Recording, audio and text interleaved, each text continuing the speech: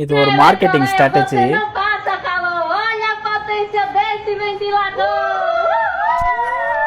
அட பாவீங்களா, அந்த காத்துக்கு அந்த மார்க்கெட்டிங் வேற லெவல்ல போயின்னு இருக்கு.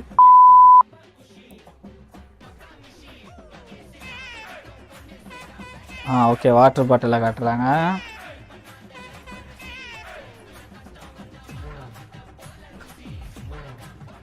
வாட்டர் டப்பா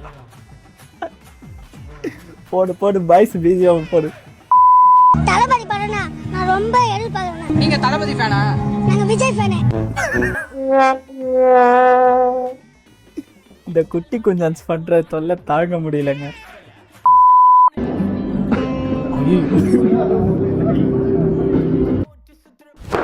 Emotional damage.